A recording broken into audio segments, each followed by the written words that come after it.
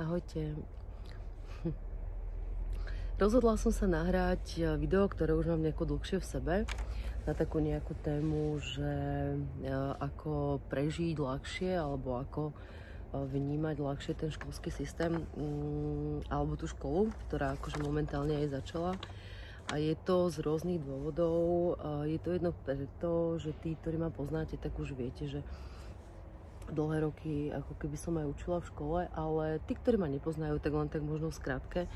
že prečo sa vlastne tejto téme budem vôbec venovať. Je to z toho dôvodu, že jednak sama mám 2 deti, ktoré tam ešte chodia do tej školy, jednak veľmi veľa rokov som pôsobila ja v tej škole, či už ako žiak alebo ako učiteľ. Asi celkovo som tam bola, ja neviem, 35-36 rokov, naozaj bez prestávky, takže človek to má trošku v tých bunkách nejako zaznamenané, všetko to, ako to tam prebieha. A jednak som 18 rokov učila a absolvovala som nespočetné množstvo rozhovorov s vami. 8 rokov som robila výchovnú poradkyňu, no a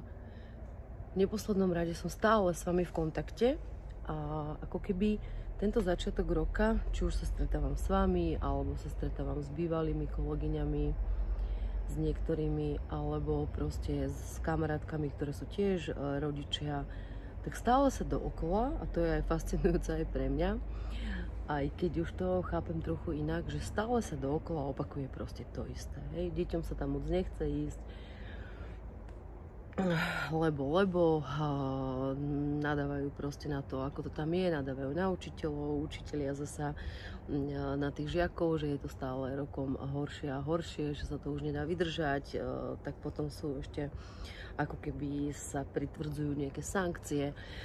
potom príde dieťa domov a počuje to vlastne rodič, tak to ten samozrejme takisto na to reaguje a ono to je naozaj tak, že z každej tej jednej strany je to fakt pravda, čo ako keby tam človek prežíva. A tým, že som tam dlhé roky a naozaj bola, a ja som človek, ktorý tak ako keby sa vždycky sústredil na viacero ako keby tých nadhľadov a náhľadov a tých názorov, tak proste fakt až nepochopiteľné, že sa to vlastne stále deje dookola to isté.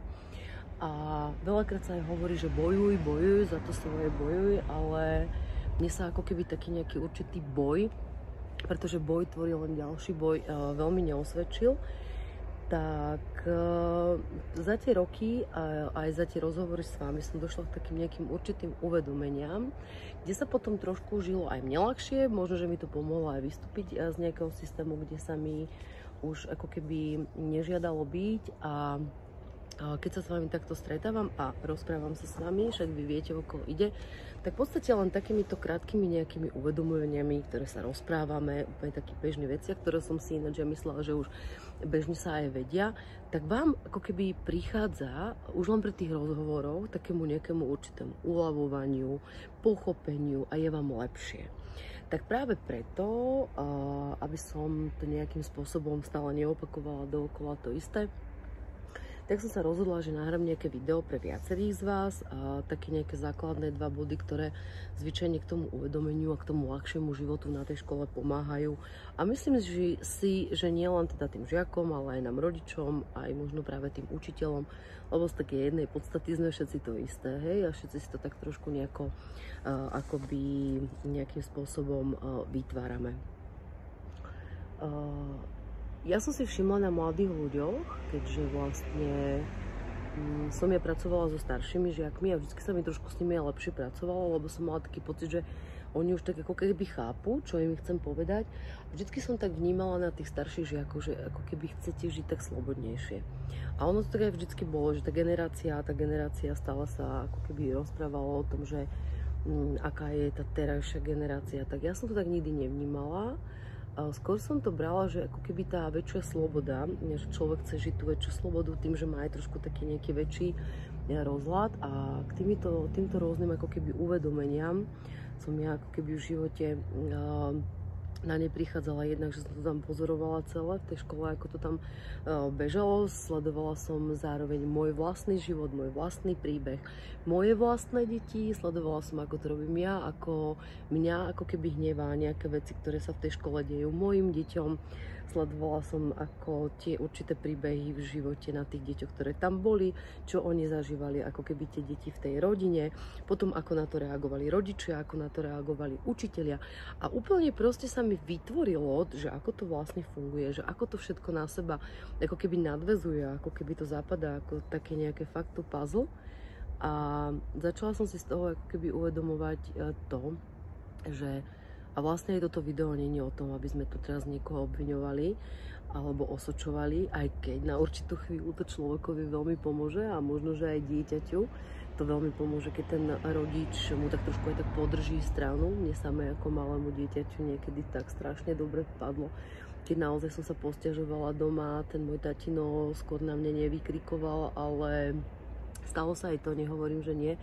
ale skôr ako keby tak aj sa zasmial s tým so mnou a strašne mi to tak ako dobre padlo, že až tak si na niekoho niečo povedať. Takisto aj keď si učitelia nás japú ako keby na deti, tak oni s tým uľavujú, ale je to všetko síce jeden druh úľavy, ale prišla som proste rokmi na to, že nič to nerieši. Že oni sa tie situácie nám budú stále dookola opakovať, až keď to pochopí on, ale keď to pochopíme niekde my. A ja preto oslovujem hlavne teda vás, tých mladých ľudí, pretože ja mám pocit, keď sa fakt stretávam s množstvom rôznych ľudí, od ja neviem koľkých rokov po koľko, že vy to tak nejak inak chápete a že to tak nejak inak cítite a že viete to tak nejako pretaviť, tak možno, že s viacerým z vás by to mohlo ako keby nejakým spôsobom pomôcť si určité veci uvedomovať a uľaviť si. Najčastejšie sa stretávam s tým, že to tam ako keby ľudí teda nebaví a nebaví to aj z takých viacerých dôvodov, že každý si chce ako keby ísť to svoje, lebo to je taká naša nejaká prirodzená podstata. Ísť si to svoje, robiť si to, čo ho relatívne baví, ale tam už akože prvý problém nastane to, že treba všetko vedieť, treba spĺňať nejaké také limity a kritériá a to všetko a potom na základe toho vás niekto ako keby ohodnotí, vám sa to moc nepáči a môže vám to ako keby nejakým spôsobom ublížiť. Prvá vec, ktorú ale rozviniem trošku viac, je, že veľmi veľká chyba je to, aj keď ťažko to vysvetliť malým deťom, veľmi veľká chyba je to vo všeobecnosti brať si veci osobne. Brať si veci osobne, to znamená, že dajme tomu, snažíte sa niečo, čo vám napríklad nejde, tak snažíte sa na tom pracovať, aj napriek tomu to nevidie, potom cítite tú frustráciu, ešte vám niekto povie, že ste debil, alebo že z vás nič nebude, alebo tak. Vy si to ako keby zoberiete nejako vo vnútri osobne, že vám to tak ako keby ublíži, ale tu si treba uvedomiť, keď už trošku si to uvedomujete, dve veci, dva také aspekty, že jednak naozaj nie každý vie všetko a naozaj všetci to nemusíme vedieť, aj keď sa povie, že všeobecné vzdelanie mala by si niečo vedieť. Áno, také klasické veci, že ja neviem, strom má listy a koreň a to, tak určite áno, ale už tam nemusíte vedieť, aké prebiehajú nejaké chemické reakcie, lenže toto v tom systéme sa to vyžaduje a potom, keď to človek náhodou všetko nevie, tak si neprípada, že je úplne v poriadku a takto veľmi rýchlo vznikajú ako keby tie určité pocity menejcennosti. A tieto pocity menejcennosti v konečnom dôsledku veľakrát má práve ten daný človek, ktorý vám to povie, že ste taký a taký a taký. A takisto nepozná takú nejakú tú svoju určitú sebahodnotu, má trošku o vás aj strach, tak vám to takýmto spôsobom nejako povie, síce možno aj v dobrom, ale vy si to môžete zobrať za svoje, že taký naozaj reálne ste. A potom sa takto, keď ešte trošku ste citlivejší, čo je ako napríklad ja ako dieťa som veľmi bola, dosť často som si to tak brala, že bože, tak to naozaj je a čo so mňa bude, alebo tak, a potom som možno sa aj stále hnala ďalej a ďalej. A takéto pocity menejcennosti väčšinou potom pretrvávajú, keď si to človek neuvedomí. Veľmi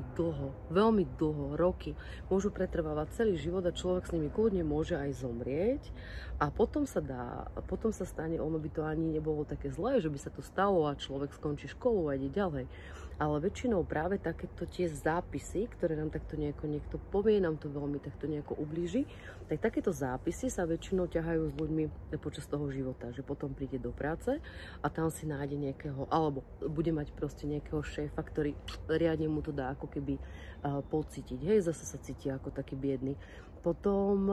dajme tomu, si nájde niekoho partnera a ten ho zase bude len osočovať a on stále sa bude len snažiť a snažiť, aby ako keby dokázal všetkým, že aký je proste, že je v pohode a čím viac sa bude snažiť ísť do vonku a ako keby si to neuvedomovať, že vlastne to vzniklo niekde veľmi dávno a že to bola úplná blbosť a že to vôbec nehovorilo o ňom, ale že si to on o ňom, o sebe ako keby prijal, že to tak je niekde dávno, tak sa to mohlo vytvoriť a kým si to on takto nejako nepouvedomuje, že vlastne z tých ľudí kričia iba ich bolesti, ich zranenia, či už sú to rodičia, alebo sú to partneri, alebo sú to tí učitelia v tej škole, tak oni zažili tiež takéto nejaké smutné situácie, ináč človek, ktorý je vyrovnaný, tak nemá dôvod na vás ako keby útočiť a byť na vás zlý. Takže toto je taká prvá vec, nebrať si veci osobne, pretože to naozaj skôr vypovedá o tom druhom človeku a nie o vás. Potom nemusíte vlastne zažívať tie veci, ktoré som už spomínala. Ďalšia vec je ten výber, hej, že nemusíte vedieť všetko. Toto je možno taký paradox, že si povie, no ale áno, všeobecný prehľad, áno. Určité veci, ale k vám ste si možno, že už aj všimli, idú ľahšie a niektoré veci idú naopak ťažko. Niektoré tie veci, ktoré som ja v živote odpozorovala, ktoré mi išli fakt ťažko, tak a nútila som sa do nich a veľakrát ako keby som minala ten svoj drahocenný čas na to, že som v úvodzovkách, teraz vymyslím len ten príklad, ten známok, chcela zo 4 urobiť 2, keby som radšej ten čas bola venovala, že chcem urobiť z tej 2 jednotku, ale to ma bavilo, tak by to bolo oveľa efektívnejšie, ako sa snažiť o niečo. Pretože z tých mojich dlhoročných skúseností, čo som robila aj ako výchovnú poradkyňu, tak väčšinou tí žiaci, ktorí si napriek tomu všetkému išli za tým svojím, že si išli za tým, že to cítili, že by to mali robiť a aj keď počuli od toho okolia, tým sa neuživí, že čo sa zbláznil, alebo ja neviem čo a išli si, tak tí ľudia si žijú v konečnom dôsledku ako keby naozaj spokojný život a aj majú tie peniaze, pretože už vtedy nejako vo vnútri cítili, že tu naozaj neexistuje, že je niekto viac a že je niekto menej. Proste to tak nie je. Hej, nikto nie je viac a menej. Zvyčajne sa na tých školách tak ako keby preferujú tie gymnázia, to znamená, že dobrí žiaci idú na tie gymnázia. No ale potom sa veľakrát stane, že sa tam niečo zmení v tom systéme toho gymnázia a po tých 4 rokoch už zrazu nevedia, kam majú ísť a má sa lepšie ten, ktorý si vybral možno nejakú tú odbornú školu. A čo je na tom zlé? Proste to, lenže to v našom systéme to tak zvyčajne je, aby si mal na testovaní toľko a toľko percent a dopadol na to a na tie známky a potom budeš dobrý človek, budeš plnohodnotný človek a budeš sa mať dobre. No, ale keď si tak zoberiete len z toho praktického života, môže lekár operovať, keby nemal miestnosť, keby mu niekto tú miestnosť nepostavil typu murár, keby mu niekto neurobil inštalačný systém, keby mu niekto neurobil elektriku, proste nemôže. Hej. Super, že tam je a že to dokáže on odrobiť, ako keby tú prácu takú inú, ale zase by nevedel možno urobiť to svetlo a celé tie rozvody a tak ďalej. Takže skutočne každý sme tu na niečo, tu naozaj nikto nie je menej alebo viac. Lenže potom sa častokrát stáva, že ľudia, keď majú takéto pocity menej cennosti, tak sa proste ťahajú. Jeden biznis, druhý biznis, tretí biznis zakladajú, naháňajú sa jak blázni. Na tom by nebolo naozaj nič zlé, keby to robili len pre tú radu, že ich to strašne baví, láka. Ale väčšinou takíto ľudia kompenzujú ten pocit, že sa cítil ako, že je niekto menej a teraz chce tomu svetu ukázať, že je viac a tak sa vlastne dorobí a tak sa vlastne vyčerpá a tak sa vlastne dobojuje s tým životom, že ako keby je mu stále horšie a horšie a takéto nejaké vnútorné naplnenie stále neprichádza. Takže to bol asi taký ten bod číslo 1, že si nebrať veci osobne, pretože veľakrát, keď nám naozaj niekto niečo o nás hovorí, tak môže sa stať, že ten človek, si predstavte, ako keby bolo vedľa seba dvor. A na každom dvore žili proste iná skupinka ľudí. No a zvyčajne my, keby sme z toho dvora nevyšli, tak príjmeme presvedčenia, ako sa v tom dvore žije, čo môžeme od života na tom dvore čakať, proste stále dookola sme len v tom dvore, ako keby vôbec nevieme, keď z toho trošku nevystúpime, a ešte sa aj bojíme z toho vystúpiť, pretože čo ak by niekto niečo povedal, potom by nás odsúdil, tak vôbec nevieme, ako sa žije na tom dvore číslo 2. A boli by sme možno veľmi prekvapení, keby sme vyleteli a pozreli sa z výšky na ten dvor číslo 2 a tam by sa žilo totálne inak. Tam by mali úplne iné presvedčenia, úplne iné zranenia niekedy z minulosti a úplne niečo iné by žili. Tedy by nás to možno až prekvapilo, že aha, že tak. Mne ako keby veľmi pomohlo, aj keď som bola veľmi taká mladá, som mala 21 rokov, keď som sama odišla bez mobilu, som cestovala sama do Ameriky, do New Yorku. A ja som tam vystúpila, tedy ak som prišla z tej Belej do toho New Yorku, tak tam sa mi začali otvárať tak proste klapky, že všetko, čo tam sme ako keby riešili doma, alebo ja neviem, tam zrazu tí ľudia vôbec neriešili, ale zase riešili svoje také nejaké veci životné. A vtedy mi už začalo dochádzať, že tu tak niečo úplne nesedí, že pravdepodobne to, čo nás tak niekto riadne naučil, pretože to boli jeho presvedčenia a jeho nejaké zranenia, ktoré on zažil a prenáša to na nás. A my, keď cítime, že by to mohlo byť inak, tak tam dochádza k tomu nášmu vnútornému konfliktu, ale veľakrát sa prispôsobíme zo strachu, aby nedošlo k nejakému konfliktu, tak radšej ideme v tom starom, aj keď nám ten život ukazuje cez rôzne možno aj ochorenia, aj tie únavy, aj cez to všetko, že takto by to nemalo byť, ale ideme, lebo sme boli naučení na tom jednom dvore. Ale keď zrazu zistíme, že by to mohlo byť aj inak, tak sa nám rozvidnieva. A práve to ja vnímam u vás, ako keby u takých mladších ľudí, že vy toto máte celkom dobre zvládnuté, len akurát je problém u vás to, že si to neviete niekedy ako keby ustať. Častokrát je to naozaj buď strach z konfliktu, alebo že idete do toho konfliktu prepríliš. Strach z konfliktu mohol vzniknúť tak, že ste niekedy doma zažili nejaký veľký konflikt, keď ste boli malí. Ten konflikt nemusel dopadnúť dobre ani pre vašich rodičov, ani pre vás. Bolo to veľmi také zraniteľné. Tak radšej do toho konfliktu nejdete. Potom v podstate si ten svoj názor nepoviete. Robíte to, aby teda aj v tej škole, aj doma vás mali buď veľmi radi. Ja nehovorím, že to je zlé, ale veľakrát som si teraz všimla, hlavne u mladých dievčat, ktorí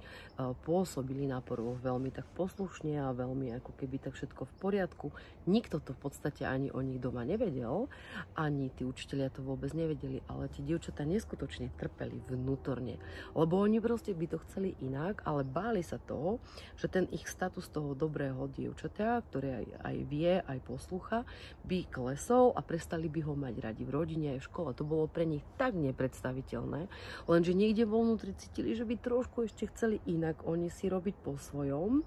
a nie je stále to, čo im povedia napríklad doma, či už nejaké starí rodičia alebo rodičia. A niekde vo vnútri sa v nich to tak bylo, že proste ako keby to vychádzalo potom cez to telo, cez nejaké zápaly, ako keby až vonku. A paradoxne, keď to začali robiť ako keby v kľude a s pochopením, že tí rodičia im desi vnútorne skutočne chcú dobré, ale robia to len na základe toho, že možno naozaj boli len niekde na tom svojom dvore a nevidia za tú oponu, alebo sa boja niečo urobiť inak v živote, tak keď si to oni dovolili, títo mladí ľudia, tak väčšinou sa tam doma naozaj nič neudialo. Buď sa udeje a na nejakú určitú dobu prídete aj o priateľov, možno, ale zasa ich nahradia ešte lepší priatelia, alebo prídete do nejakého konfliktu aj s tým svetom, ktorý máte, ale v konečnom dôsledku vyriešite ten konflikt, ktorý máte v prvom rade tu vo vnútri a časom sa to začne naozaj stabilizovať a ostanú pri vás tí ľudia, ktorí to pochopia a veľakrát aj tí rodičia žijú alebo žijeme, ja som to mala tiež sama pri svojich deťoch, že veľakrát tie veci, ktoré som si práve ja nedovolovala a nebola som úprimná sama k sebe, že to by som aj ja chcela, takto by som aj ja chcela žiť, to by som si aj ja chcela kúpiť, takto ľahko by som to chcela mať v živote. A napríklad tie deti to tak urobili, tak mňa to strašne rozčulovalo, že ako to len tak akože môžu, tak proste len tak a že len tak halabala si urobia niečo. Ale keď som sa sama seba pýtala, lebo ja som sa teda častokrát pýtala sama seba, áno, zo začiatku som niekedy dochádzalo aj k určitým takým obviňovaním, že aké tie deti sú a tak, ale nemala som toto ja nikdy úplne až takto, že by som stále videla iba tie deti, ale ja som sa práve častokrát pýtala sama seba, že prečo ťa to Janka tak strašne štve, že proste hento, veď ako, prečo by to tak nemohla mať. No a vtedy, keď som bola naozaj sama k sebe úprimná, tak mi to proste došlo, no lebo ty by si to tiež chcela takto mať. Takže paradoxne, keď si to možno dovolíte a tí rodičia s vami budú trošku tak v súlade, tak pomôžete aj im samým si dovoliť veci, ktoré oni sami si nedovolili a sami budú potom spokojní a už potom nebudete mať dôvod si to nejakým spôsobom ako keby zrkadliť. No, je to proste na výbere každého z vás, že ako to bude, pretože môžete buď ostať, mňa teraz taký nápadol taký klasický príklad, ktorý v tej škole je známy a poznáte, že keď citrón, keď dáte vlastne, máte plesnivý citrón alebo plesnivý chleba v taške a dáte k tomu niečo iné, respektívne zdravé, tak ono to zdravé chvíľočku vydrží, ale potom sa nakazí od toho citróna a znova aj on akože zaplesnivie. Čiže vlastne dá sa povedať na tomto príklade, že veľmi veľa ľudí chce zachraňovať svojich spolužiakov, kamarátov, chce zachraňovať svet, ale ako keby v prvom rade si musí uvedomiť, že jediné, čo je jeho úlohou, nás všetkých, je ostať tým zdravým citrónom, aby sme nenakazovali tých druhých. Pretože čo, ak my sme vlastne není spokojní so sebou, trpíme nejakými tými pocitmi, akými som hovorila, a ďalej síce robíme to, čo ostatní chcú, ale my niekde tu vo vnútri plesni vieme,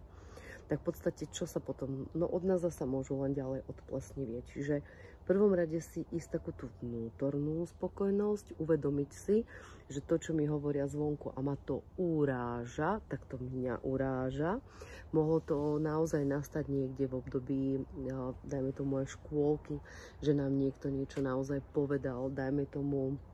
také klasické prípady bulimie alebo anorexie začínajú aj vtedy, keď napríklad ste niečo nezjedli,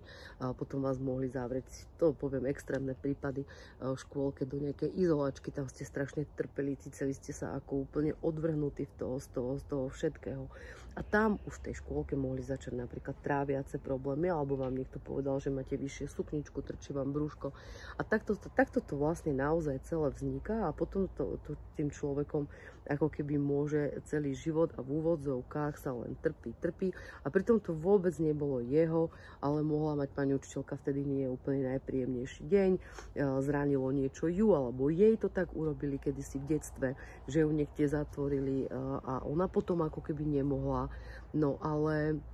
keď sebe nebola úprimná a tú bolesť nevidela trochu aj inak, potom tú bolesť spôsobovala aj ďalej, hej, nevedomky, ale spôsobovala ako keby ďalej. Tak toto je pre mňa také najdôležitejšie si uvedomiť, že nebrať tie veci osobne, ale je pravda, že toto je skôr odkaz pre starších, pretože tie malé deti si toto ešte nevedia ako keby takto uvedomiť. Pre nich je tá mamina, tatino a ten svet okolo veľká autorita. Mohli by ste teraz povedať, že tí dospelí by sme to už mali mať zvládnuté. Áno, keď sa chcete zamýšľať, tak v žiadnom veku nie je neskoro začať, ale je pravda, že by to tak malo byť. V takomto rúžovom svete by to naozaj malo tak byť, že tí dospelí by to mali mať zvládnuté a nemali by to prenášať ďalej, ale veľakrát sa to deje a veľakrát to robia fakt ľudia nevedomky. Aj ja veľakrát som aj nakričala, aj na deti, aj tak vôbec nie kvôli tomu, že by som im chcela ublížiť, ale sama som mala niekde nejaké také zranenie, ktoré mi stále sa dookola vracalo až dovtedy, kým som si neuvedomila, čo je toto. S čím sa mi to spája? Nestalo sa mi to, neopakuje sa mi to už pravidelne toľky a toľky krát. A až vtedy, keď som si povedala, že bože, ale veď už toľko to dookola nejakej tej lútosti alebo čoho, že ja už by som to tak nechcela mať. Neobviňovala som už potom tých druhých, aj keď nejaký hnev tam určite prebiehal. To nehovorím, že nie, o tom vám poviem za chvíľočku. Prebiehal, ale v prvom rade, keď som si to uvedomila, že nejak to mám v sebe ja, Ale neobviňovala som sa už z toho, pretože to tam bolo aj tak s minulosťou, už nikdy nič neurobíte. Ale tým, že vlastne mne došlo k nejakým pochopeniam, keď aj som mala nejaké situácie ja doma s rodičmi, ktoré mi naozaj ublížili, že tí rodičia v tej danej chvíli to nevedeli urobiť proste inak. Nevedeli, oni vždy robili najlepšie, ako mohli. Napriek tomu mi to ako dieťaťu ublížilo a som si to pretavovala celú tú dobu so sebou. Už len týmto uvedomením, že to asi takto bolo, že sa mi to takto spája s nejakým tým minulým a že ja by som to mohla prenášať ďalej ako ten citrón, ale že to už nechcem prenášať ďalej, ani ja to už nechcem zažívať a nechcem to prenášať ani na svoje deti. Tak toto mne vlastne ako keby veľmi pomohlo, že zrazu sa to začalo ako keby tak normálne zo mňa ako keby to odchádzať a postupne tie situácií bolo aj menej a menej, alebo keď prišla, tak som si uvedomila tú spojitosť. Aha, tak zasa to bude to isté, hej? Že len to isté, zasa ma to chce len trápiť, ale nebudem si to brať, len si to spojím, bolo to. A sama som si ako keby tak začala predstavovať, že ako by som to chcela mať ja, keby takáto situácia prišla, že inak trošku. A ono to naozaj začalo, dá sa povedať, nejakým spôsobom uľavovať. No a k tomuto sa dostanem ešte k tým, v podstate k tým emóciám. A veľakrát tie konflikty a to, že sa nám tam nechce ísť, sprevádzajú naozaj rôzne emócie. Tých je v tej škole naozaj veľmi veľa z hociakej strany. Či je to z detí, alebo je to z rodičov, alebo je to od učiteľov. Ale viete čo, stále je to ten istý príbeh. Stále je to ten istý príbeh. Dieťaťu sa niečo deje v škole. Príde domov, povie. Keď sa to náhodou rodičovi kedysi stalo v minulosti a cíti to neprávo, že sa to teraz deje na jeho dieťati, tak sú tam vždycky dva ako keby také aspekty. Jednak jemu sa to už stalo, a stále to ešte nemá v sebe uzatvorené, aj keď žije, je dospelý, zarába a neviem čo, ale ublíži mu to niekde vo vnútri, to znamená, že ešte to tam trošku nie je doriešené, tak sa stane vlastne to, že príde ten rodič do školy a to tam rieši. Po jednej stránke, jeden aspekt veci je super, že keď to tak cítite, že je tam naozaj nepravosť, čo sa týka tých rodičov, lebo naozaj v tej škole kopec nepravosti fakt je, tak treba tam ísť a to riešiť, ale podľa toho stupňa zvládnutia, ako to človek má zvládnuté, tam vyskakujú tie emócie. Pokiaľ tam človek je agresívne a kričí, má síce trošku tak sám sebe terapiu a to, čo nemohol kedysi on ako malé dieťa, ten rodič, teda myslím, povedať tej učiteľke ako malé dieťa, tak to teraz povie ako veľký dospelák tej učiteľke a on si tým vlastne uľaví, ale keď to má ako keby nejako v sebe zvládnuté, tak to povie tak akože priamo, povie to slušne, priamo tak konštruktívne a vtedy sa ide ako keby ďalej, ale keď tam sú tie emócie silné,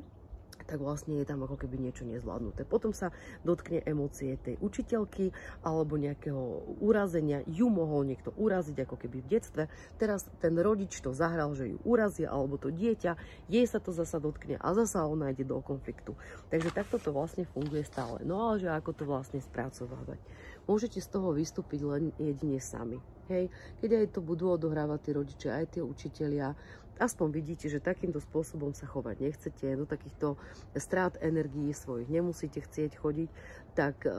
ja to robím tak, aj keď akože teraz je to stále menej a menej, ale keď akože a mňa ako citlivú osobu teda vedeli takéto veci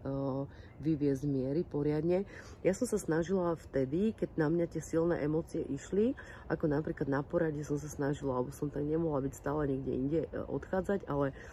som si proste kreslila a spracovávala som to pri tej kresbe, tie tlaky, ktoré som mala v sebe, že aby som teda vlastne nevybuchovala, lebo to nebol môj cieľ vybuchavať. Alebo potom bola druhá vec taká, že môžete stále odísť na vecko, dajme tomu, keď vás pustia na tej toalete si len tie emócie cez seba nechať ako keby tak prejsť, že si to necháte, že si pretaví, necháte si to cez seba prejsť, spojíte si s tou minulosťou, že aha, tak to bude toto, spomeniete si na to, že vlastne ten učiteľ je v úvodzovkách chudák, lebo sa mu to tiež tak stalo, tým sa vám vlastne uľaví už len tým pochopením a takýmto ako keby uvedomením, spojením si to s nejakou minulosťou a pochopením možno aj tej protistrany, sa to z vás začne opúšťať. Vtedy sa môžete do tej triedy vrátiť, keď to trošku už tak akože precítite, predýchate a po skončení hodiny môžete kľudne za tým učiteľom ísť. Nemusíte, keď to už máte v sebe spracované, je to úplne jedno, čo on. Ide o to, aby ste sa vycítili dobre, alebo ide o to, že za ním pôjdete a ešte mu to, ale už v inej forme, nie agresívnej, poviete. Takže ste spokojní aj vy a už ako už bude reagovať on, to už je zasa ako keby na ňom, lebo keď to človek zasa zo seba nedostane, tak to potom aj na tele nemusí ako keby dobre dopadnúť. Takže toto by boli také asi dva zo začiatku ako v tomto videu aspekty. Možno keď ma napadne ďalej niečo, čo by ma teda napadalo, rôzne iné veci, ale vám inak poviem, ale z tohoto celého videa si aspoň zoberte to, že nebrať veci osobne, trošku si ísť podľa toho svojho srdca, teda naozaj, čo cítite, že nemusíte byť naozaj úplne mimo myslu a potom tie emócie si snažte sa skôr spracovávať v tom pokoji, v tom tichu, radšej odísť, až potom sa vyjadriť a možno, že to pôjde ľahšie a možno práve no nie, že možno, že to pôjde ľahšie, ale ono to pôjde ľahšie, keď začnete sa k životu správať tak, že už máte dosť toho obviňovania jednej strany, druhej strany, pretože môže sa stať aj to, že budete čakať, že kedy sa niečo zmení, kedy sa zmení niečo u vášho priateľa, kedy sa zmení niečo u vašej kamarátky, kedy sa zmení niečo u vašej maminy, kedy sa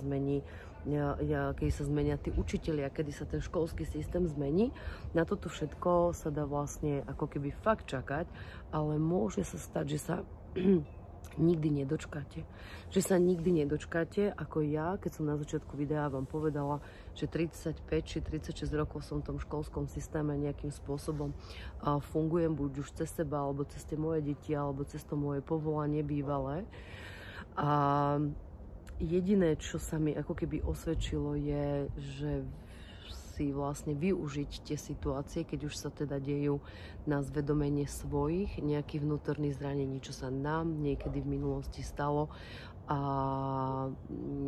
opúšťať to a potom časom už bude tých situácií aj u vás v škole menej a menej a už keď nastúpite do toho svojho takého nejakého života, tak sa už s nimi ani ako keby nemusíte stretávať. Hej. Tým ale samozrejme nechcem povedať, že v škole sa rôzne veci naozaj nedejú, že by som to chcela nejako ospravedlňovať, lebo naozaj dejú a veľakrát práve tá škola býva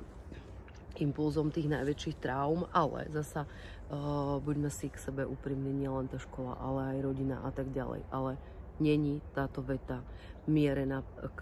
do vonku preto, že by sme teraz mali niekoho, hovorím, obviňovať, ale skôr to pochopiť, že každý si v tom živote asi prežil nejakú rôznu brutalitu, ale nenechať si na sebe páchať ani zlo, určite sa vyjadriť, aj keď naozaj není frajerina vyjadriť sa tak, hej, že takto, ale vyjadriť sa rozumne, konštruktívne, už s tým pokojom, predýchaním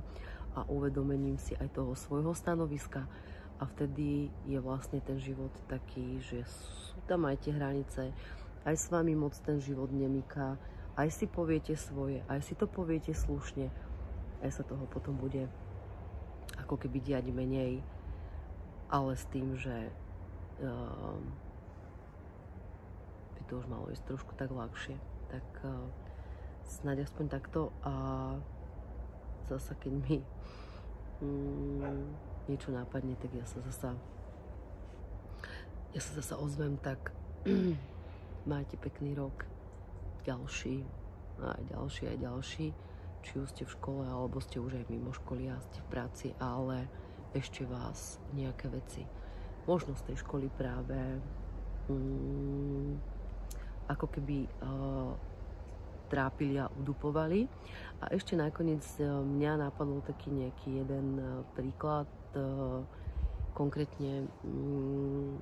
toho myslenia toho dieťaťa a toho dospelého, že aby ste pochopili ešte na tom konkrétnom príklade, čo som vám to tu vlastne chcela povedať. Konkrétne ma to napadlo na mojej dcere, ktorá si keď bola menšia, neviem presne koľko mala rokov, bolo to na základnej škole a vybrala sa do školy, lebo